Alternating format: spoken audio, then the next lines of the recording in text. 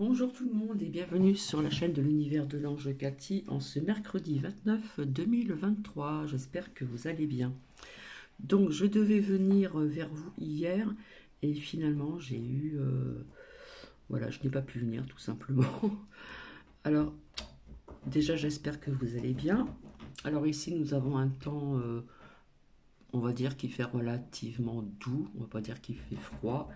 Et le temps est vraiment grisâtre. Voilà, grisâtre. Peut-être que nous aurons peut-être de la pluie, je ne sais pas. Apparemment, ils ont annoncé une semaine un petit peu mitigée, on va dire ça comme ça. Là, c'est Nuki qui... Qu'est-ce que tu fais, Nini? Qu'est-ce que tu fais? Bref, donc petit cappuccino ici. Donc, puisque mon café, je l'ai déjà bu. Alors, la dernière fois que je suis venue vers vous, je cherchais une lame de l'oracle Osakia et je l'avais rangée. Je vous avais dit, ici, là on voit la terre, voilà la montagne, l'ancrage, etc. Et je vous avais dit que je voyais de l'eau sous la terre. Mais ici, on voit quelque chose qui est dans le ciel, d'accord? Quelque chose qui pourrait éventuellement se désagréger dans le ciel. Donc ça, c'est important de le dire aussi, voilà. Et puis, j'avais sorti ces lames-là de l'oracle Osaka pour vous expliquer certaines choses. Et du coup, cela n'a pas été fait. Et comme par hasard, il n'y a pas de hasard, ce matin, je suis tombée sur un partage de vidéo qui ne va pas être très très long. Donc, j'avais l'intention de vous le faire écouter.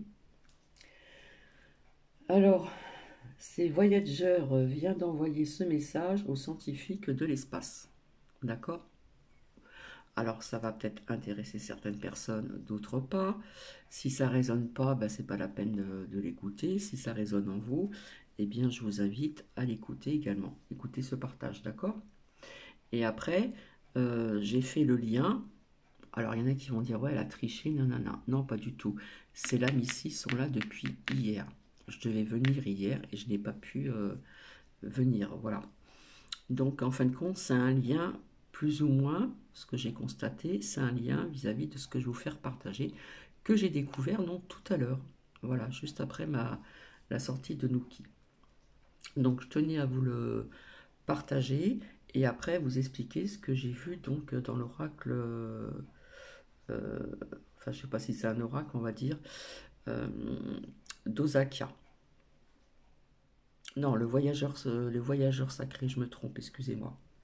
Avant tout, je vais vous dire la phrase du jour. Il arrive toujours du côté où on l'attend le moins, le pas tranquille de l'ange. Donc j'espère que vous allez bien, etc. etc.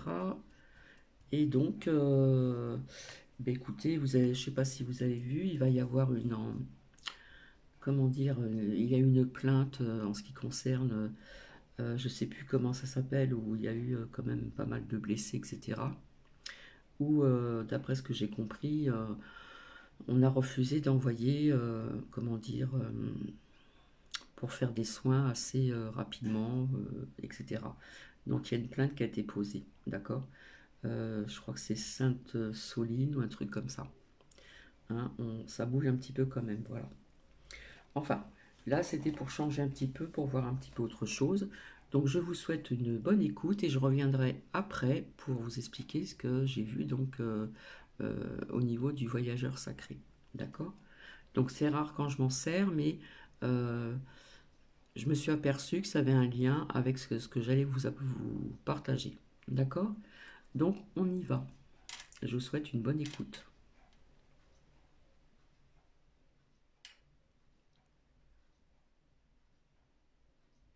Galactique. Bien que les incomparables formations du cosmos ne soient littéralement pas de ce monde, elles nous semblent parfois étrangement familières, en dépit de leur forme bizarre. Il suffit de penser à l'écrasante nébuleuse du papillon dans la constellation du porteur de serpents, ou aux colossaux piliers de la création, qui rappellent de loin une gigantesque chaîne de montagnes. Le noyau en forme de X qui sommeille au centre de la galaxie spirale M51 ne fait pas exception à la règle. Ce qui ressemble à une lettre galactique à première vue révèle la force élémentaire de l'univers lorsque l'on y regarde de plus près.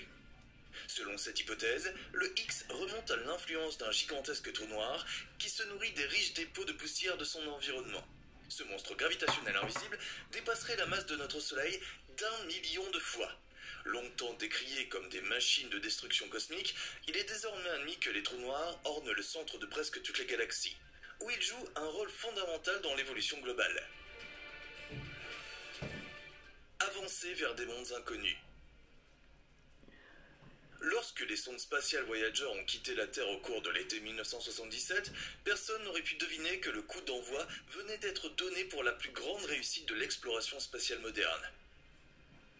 Destinées à l'origine à étudier les membres les plus éloignés de notre système planétaire, les sondes sœurs identiques ont entre-temps pénétré plus profondément dans l'espace que tout autre objet artificiel. Aujourd'hui, plus de 45 ans après leur lancement, Voyager 1 et 2 ont franchi les limites du système solaire et se sont retrouvés face à face avec l'espace interstellaire. Mais surtout, les recherches précédentes sur cette zone éloignée des étoiles ont abouti à un constat. L'espace interstellaire est beaucoup plus étrange que les experts ne le soupçonnaient jusqu'à présent. Pour pouvoir classer correctement les données recueillies, il convient toutefois de rappeler un fait. Notre Soleil n'est pas un corps céleste rigide et immobile, mais une fournaise galactique brûlante qui traverse le cosmos à une vitesse de 725 000 km/h. Des lignes de champ magnétique invisibles s'étendent autour de notre étoile haute, le long desquelles des particules chargées d'électricité s'échappent constamment dans l'espace. Ces vents solaires se propagent dans tout le système solaire et atteignent inévitablement le milieu interstellaire. Ce milieu est composé d'une part de gaz ionisés, atomiques et moléculaires, et d'autre part de poussière. Cette matière interstellaire est à son tour complétée par le champ magnétique galactique et le rayonnement cosmique et électromagnétique. Le bord du système solaire. Mais que se passe-t-il lorsque les vents solaires et le milieu interstellaire entrent en collision? À cet égard, nous pouvons comparer ces deux composants à de l'eau et de l'huile. Au lieu de se mélanger uniformément, les vents solaires forment une sorte de bulle dans le milieu interstellaire appelée héliosphère. Cette structure agit comme une sorte de bouclier protecteur naturel qui protège tout ce qui se trouve dans sa zone de capture des rayonnements cosmiques nocifs. Cette zone frontière cosmique où se termine l'héliosphère s'appelle l'héliopause. Le décodage de ce seuil et la question de savoir comment les composants impliqués interagissent les uns avec les autres constitue l'un des domaines de recherche les plus passionnants pour les astronomes. Une première approche de ce mystère passionnant a eu lieu en août 2012. Voyager 1 a alors pénétré dans l'espace interstellaire et a suscité l'inquiétude immédiate d'énormes points d'interrogation au-dessus de la tête des scientifiques. Des idées révolutionnaires. Lors de l'évaluation des données, les scientifiques ont dû admettre qu'ils s'étaient radicalement trompés sur de nombreux points. Ainsi, le champ magnétique interstellaire est environ 3 fois plus puissant en réalité que ne prévoyaient les modèles théoriques. Il en résulte que la pression exercée par le milieu interstellaire aux confins du système solaire est 10 fois plus élevée que prévu. Cependant, les découvertes révolutionnaires de Voyager 1 ont été éclipsées par un inconvénient majeur. Les données étaient incomplètes. En effet, l'instrument utilisé pour mesurer la température du plasma avait déjà rendu l'âme dans les années 80. Heureusement, le composant correspondant de la sonde jumelle était encore intact. Ainsi, lorsque Voyager 2 est entré dans l'espace interstellaire en novembre 2018, les experts terriens ont pu comprendre pour la première fois ce qui se passe lorsqu'un corps s'approche de l'héliopause. En ralentissant, les particules de plasma autour de la sonde sont devenues plus chaudes et plus denses dans le même souffle. Au-delà du seuil cosmique, le milieu interstellaire s'est avéré beaucoup plus chaud que prévu, avec des températures de près de 30 000 degrés. Cependant, comme le plasma est extrêmement nébuleux et mince, les températures autour de la sonde étaient étonnamment basses. Question ouverte. En outre, Voyager 2 a apporté la preuve que le plasma traverse de part et d'autre de l'héliopause. Dans le détail, la structure examinée ressemble à une sorte de flux de particules de faible énergie, d'une longueur de plus de 160 millions de kilomètres. Cependant, la comparaison des données de Voyager 1 et 2 s'est révélée particulièrement déroutante. Lors du passage de Voyager 1, la sonde avait traversé une zone relativement statique, alors que le vent solaire était incomparablement plus dynamique lorsque Voyager 2 a traversé une zone d'une puissance comparable. L'idée de base que les chercheurs ont tirée de ces nouvelles informations est donc la suivante. Pour comprendre quelles sont les caractéristiques réellement inhérentes aux franges entre l'héliopause et l'espace interstellaire, nous avons absolument besoin de plus de données. En fait, nous ne savons même pas quelle est la forme réelle de l'héliosphère. Les hypothèses correspondantes vont de la sphère à une structure en forme de banane, en passant par une construction dont la queue ressemble à celle d'une comète. Des dates qui laissent perplexes. Comme nous venons de l'apprendre, les données recueillies dans les zones les plus reculées du système solaire sont essentielles pour approfondir sans cesse notre compréhension de l'univers. Les choses deviennent d'autant plus délicates lorsque les informations précédemment fiables n'ont soudain plus aucun sens. Ce scénario fâcheux s'est concrétisé il y a quelques mois. Alors que Voyager 1 se trouvait à environ 23,3 milliards de kilomètres des stations de recherche terrestres, les données télémétriques transmises n'ont tout simplement pas pu être placées dans un contexte plausible. Dans un premier temps, l'enchevêtrement des données a semblé indiquer un défaut du système de contrôle d'altitude. Celui-ci est notamment responsable du fait que l'antenne principale de Voyager pointe toujours en direction de la Terre. Cependant, que le vaisseau spatial ait fonctionné comme d'habitude a montré que le système ne pouvait pas être défaillant. En fait, il a fallu attendre plusieurs mois pour que les experts puissent faire la lumière sur ce fait troublant. L'analyse des spécialistes de la NASA a montré que le système de contrôle d'altitude était intact, comme prévu, mais qu'il tentait d'envoyer des données télémétriques de manière incorrecte par l'intermédiaire d'un ordinateur de bord qui n'avait pas fonctionné depuis un certain temps. En conséquence, les informations ont été extrêmement déformées et ont fini par retomber sur Terre sous la forme d'un désordre chaotique. Cependant, nous ne savons toujours pas pourquoi le système de contrôle d'altitude a soudainement eu recours à l'ordinateur de bord défectueux. Cette circonstance peut être due à une commande incorrecte d'un autre composant, ce qui signifie qu'il n'est pas exclu qu'un autre composant soit défectueux. Vue sur l'avenir. Compte tenu des 45 années passées en orbite par l'un des deux vaisseaux spatiaux, une question fondamentale se pose. Combien de temps le programme Voyager va-t-il encore durer ? Ce qui incarne pour nous un exemple de longévité technique est associé à quelques exigences majeures dans les rangs des responsables.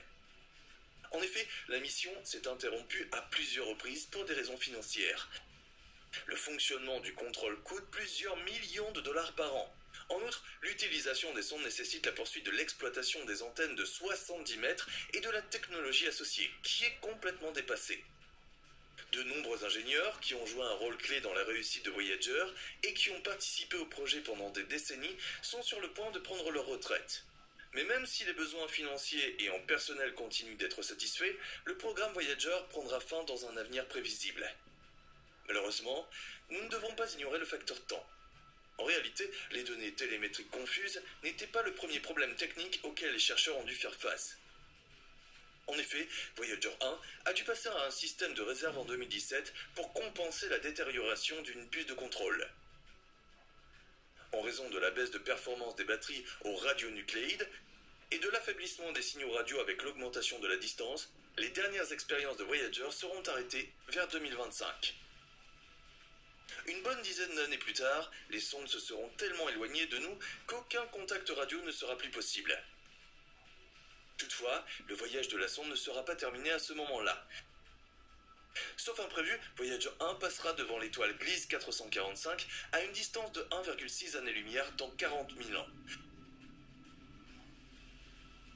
En 225 millions d'années, la sonde aura donc parcouru une distance équivalente à une orbite autour du centre de notre galaxie.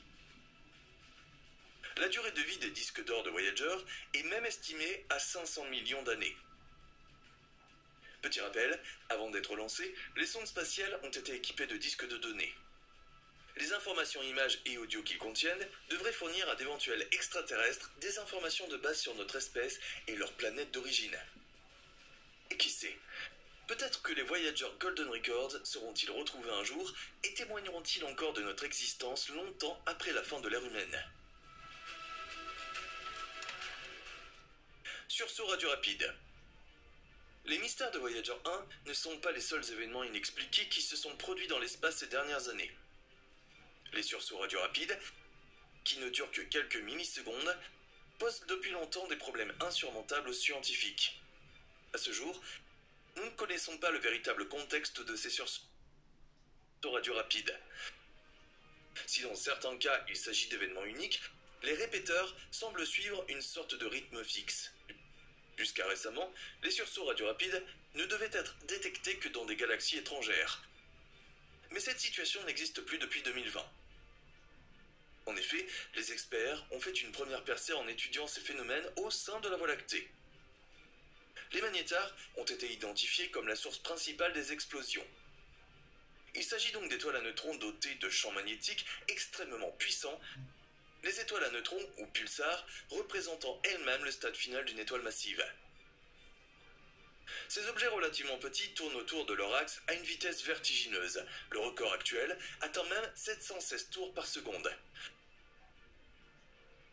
Outre la théorie selon laquelle les sursauts radio rapides sont dus aux fortes radiations émises par les étoiles à neutrons, la fusion de deux pulsars est également évoquée comme source. Cependant, la solution de l'énigme pourrait également résider dans la mort violente des étoiles. Lorsqu'une étoile massive atteint la fin de son existence, elle éjecte ses enveloppes externes dans une explosion d'une luminosité éblouissante. La liste des explications possibles est longue, mais les plus excitantes sont celles qui font appel à un arrière-plan artificiel plutôt qu'à un arrière-plan naturel. Il pourrait donc s'agir d'un signal radio provenant d'une civilisation extraterrestre. L'hypothèse de l'influence de voiles solaires extraterrestres va dans le même sens. De mystérieux clairs de lune. Comme nous l'avons déjà mentionné, la plupart des sursauts radio rapides ont été localisés dans des galaxies extraterrestres. Toutefois, cela ne signifie pas que les plus grands mystères du cosmos se cachent toujours dans de lointains amas d'étoiles. Au contraire, l'un des mystères les plus passionnants de l'espace sommeille juste devant notre porte d'entrée terrestre. Il s'agit des mystérieux phénomènes lumineux sur la Lune, qui tiennent les experts en haleine depuis un certain temps. Dans le détail, ces phénomènes transitoires lunaires sont des changements temporaires et localement limités de couleur et de luminosité à la surface de la Lune. Jusqu'à présent, plus de 1500 apparitions de ce type ont été signalées. Problème, comme beaucoup de ces rapports ont été enregistrés par des amateurs dans de mauvaises conditions d'observation, la validité des observations n'est pas toujours évidente. En revanche, les enquêtes officielles des professionnels prouvent que le clignotement de la Lune existe bel et bien. Et ce n'est pas d'hier. Dès 1958, l'astronome soviétique Nikolai Kozyrev a réussi à enregistrer un tel événement dans le cratère Alphonsus. Sur la base de la distribution spectrale, le scientifique pensait à l'époque que le spectacle était dû à l'influence du carbone moléculaire. Cependant, nous ne pouvons encore que spéculer sur les véritables mécanismes de formation. Les impacts sur la surface lunaire sont considérés comme des déclencheurs possibles. Lorsque les missiles galactiques frappent l'extérieur du satellite, le régolithe, communément appelé poussière de lune, est projeté et provoque une brève modification de la réflectivité. Une autre hypothèse concerne un éventuel volcanisme résiduel. Bien que notre satellite ne montre aucun volcan actif, il est concevable que certaines zones en fusion existent encore. Par conséquent, des gaz volcaniques pourraient remonter à la surface à certains endroits et remuer le régolithe. Alors les amis, on vous demande votre avis. Donc voilà, c'était pas très long. Donc il y a bien un lien avec ce que j'ai vu ici. D'accord? Donc vous n'avez pas vu, comment dire, les images. C'est vrai que j'aurais dû vous faire visionner. On voit quelque chose qui se désintègre dans le ciel ici. D'accord? Donc voilà. Alors comme je vous dis toujours, on en prend, on en laisse. Donc ça c'est ma version personnelle. Ici on vous dit de rester concentré et de maintenir le cap. Donc là il y a quelqu'un qui visionne ce qui se passe dans l'espace ici. D'accord? On vous dit aussi d'avoir une vue, comment dire, d'ensemble. D'accord? Et voir d'en haut. Aussi voir ce qui se passe aussi en haut. D'accord? Et ici, il y a marqué découvrir donc la vérité. Hein? Je ne fais pas attention au graphisme là, je fais attention ce qui résonne en moi au niveau de cette phrase. D'accord? Vous êtes dans la lumière de la vérité. Donc ici. Ensuite, ici, ce qu'on peut voir, c'est les portes du triomphe. Moi, je vous dirais plutôt que c'est des portes, des portails, etc., qui peuvent se trouver aussi donc euh, dans des pays où il fait très très froid. D'accord? Ce qu'on vous dit de se mettre à l'abri. Donc, il y a des choses qui se passent aussi dans... alors, je ne sais pas si c'est l'arc antique, je ne sais plus comment on dit, bref. Je vois des portails ici. D'accord? Ensuite, ici, on nous parle de territoire inconnu aussi. Donc, on voit ce qui est froid, hein, on voit de la neige, etc. Donc, ici. Et là, on nous parle de naviguer avec les étoiles. Donc, ça nous parle toujours de l'espace, ce qui se passe dans l'espace. Et en plus, hier soir, alors que Selam était déjà sur la table donc depuis hier matin, il est passé un film sur RNJ 12 où ça nous parle aussi de l'espace. Coïncidence, pas coïncidence, bref. Donc ici, on nous parle encore de l'espace. Hein. Vous voyez, on voit les étoiles, machin, etc. D'accord? Ici, donc ici, nous avons le tonnerre au loin. Donc ici, nous voyons aussi des montagnes un petit peu enneigées au bout. D'accord? Il peut se cacher quelque chose derrière ce nuage. Et ici, ça me parle d'énergie. Ok? Ça nous parle d'énergie. Donc, cela ne m'appartient qu'à moi. D'accord? Comme on l'a dit dans ce partage, est-ce qu'il y a des êtres d'ailleurs qui se servent en énergie aussi? Vous avez trouvé ça bizarre, vous allez dire qu'est-ce qu'elle raconte Cathy, etc., etc. Chacun son point de vue, d'accord? Et ici, donc, nous avons le guérisseur mystique, etc. Euh, donc là, ce que je retiens, c'est l'énergie, d'accord? On nous parle d'énergie encore. Donc, ce que je perçois ici, c'est que ce qui se passe donc dans l'univers, qui est grandiose, hein, euh, il se peut qu'il y a des êtres qui nous prennent donc de l'énergie aussi. D'accord? Donc cette lame-là était sortie quand j'avais fait mon live et je la retrouvais plus. Je vous avais dit aussi au niveau de l'eau que je voyais de l'eau sous la terre, que de l'eau il y en avait aussi. Mais je voulais vous parler de ceci. D'accord? Ce qui se passe dans l'espace et quelque chose comme si que quelque chose tombait et allait se désagréger. Je ne sais pas si on dit ça comme ça. Hein? D'accord. Donc voilà ce que je voulais donc vous dire en ce qui concerne donc ce que j'ai vu et ma façon de vous le dire. Tout simplement.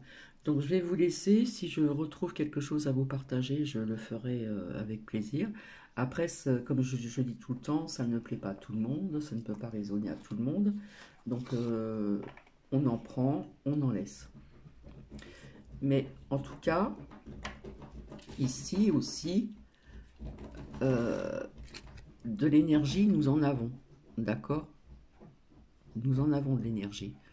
Mais c'est comme si qu'on nous prenait de l'énergie via ce qui se passe dans l'univers. On nous prend l'énergie. Maintenant, voilà.